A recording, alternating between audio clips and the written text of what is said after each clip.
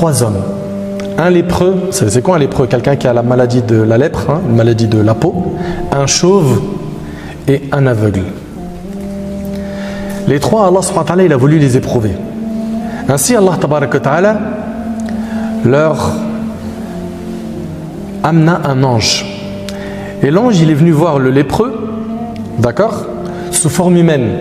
Comme vous le savez, les anges peuvent prendre la forme humaine, mais attention, hein, par la permission d'Allah. Donc, il y a un ange qui est venu voir le lépreux sous forme humaine. Et il lui a dit, quelle est la chose qui te serait la plus agréable? Il lui a dit, un beau teint, une belle peau, et la guérison de cette maladie qui me rend répugnant aux yeux des gens. J'aimerais bien, moi, être guéri de cette maladie, la maladie de la lèpre. C'est bon? L'ange passa sa main sur cet homme et les taches de la lèpre disparurent. Allahu Akbar. Bien sûr, tout ça c'est grâce à Allah, n'est-ce pas? Et donc il a mis sa main sur cet homme et les taches de la lèpre disparurent et firent place à un beau teint et une belle peau. Et ensuite il lui a dit, quel est le bien que tu préfères le plus? Ça c'est l'ange qui demande. Et cette personne qui était malade de la lèpre, il lui a dit, les chameaux. Moi ce que j'aime bien c'est les chameaux. On lui donnait une chamelle sur le point de mettre bas. D'accord? Une chamelle pleine. Et l'ange lui a dit, qu'Allah te bénisse. L'ange alla ensuite trouver le chauve. Soyez attentifs. Hein. Donc le premier c'était qui? Le lépreux. Le deuxième c'est le chauve. Il lui a demandé, quelle est la chose qui te serait la plus agréable? Il lui a dit, une belle chevelure. Car les gens me trouvent ainsi répugnant. L'ange passa alors sa main sur la tête du chauve et celle-ci se couvrit d'une belle chevelure. Il lui a dit, quel est le bien que tu préfères le plus? Il lui a dit, les vaches. Ok? On lui donna une vache pleine et l'ange lui a dit, qu'Allah te la bénisse. C'est bon jusque là? Il manque qui? L'aveugle. C'est bien, vous êtes concentrés. L'ange il est parti ensuite voir l'aveugle sous forme humaine toujours. Hein? Toujours sous forme humaine. Et il lui a dit, quelle est la chose qui te serait la plus agréable? Il lui a dit, qu'Allah me rende la vue afin que je puisse voir les hommes. Allahu Akbar. L'ange passa alors sa main sur les yeux de l'aveugle et Allah lui rendit la vue. Ensuite l'ange lui a dit, quel est le bien que tu préfères le plus? Il lui a dit, les moutons. On lui donna une brebis pleine qui allait mettre bas. Ça va jusque là? Donc on récapitule. Le lépreux, il a eu quoi? Une chamelle. Ensuite, le chauve, il a eu une vache et l'aveugle, une brebis qui était pleine, une brebis pleine qui allait mettre bas. Les 3 femelles ayant mis bas, le premier homme eut bientôt une vallée remplie de chameaux. Donc ils sont enrichis. D'accord? C'est une richesse, n'est-ce pas? Le second, une vallée remplie de vaches. Et le troisième, une vallée remplie de moutons. Ensuite, l'ange, ayant pris la forme d'un lépreux, il est parti voir le lépreux d'autrefois. Et là, c'est l'épreuve.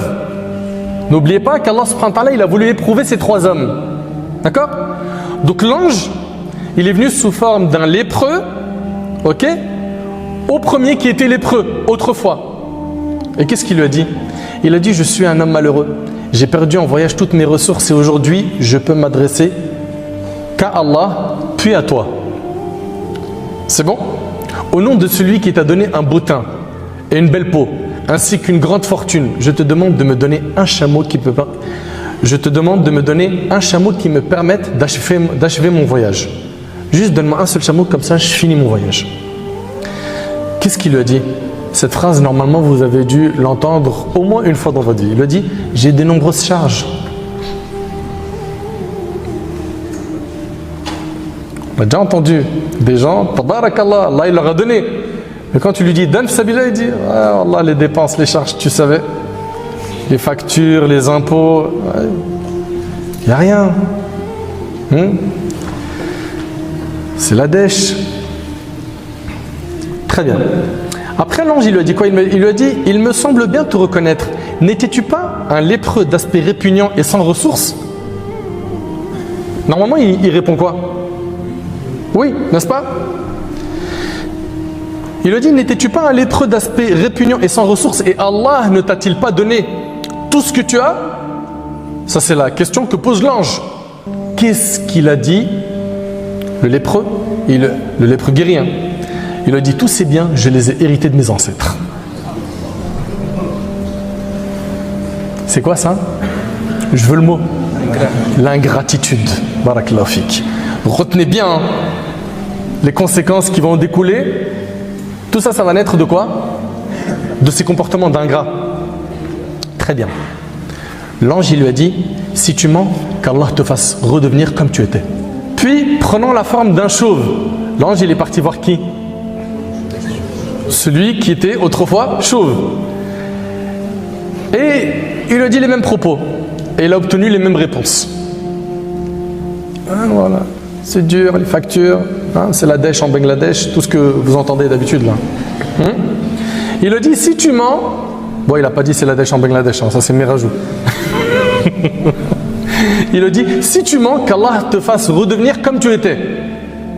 Enfin, l'ange, prenant la forme d'un aveugle, il se présenta à l'aveugle d'autrefois et il lui a dit, je suis un malheureux voyageur, j'ai perdu en voyage toutes mes ressources et aujourd'hui je ne peux que m'adresser à Allah puis à toi. Au nom de celui qui t'a rendu la vue, je te demande un mouton afin que je puisse achever mon voyage.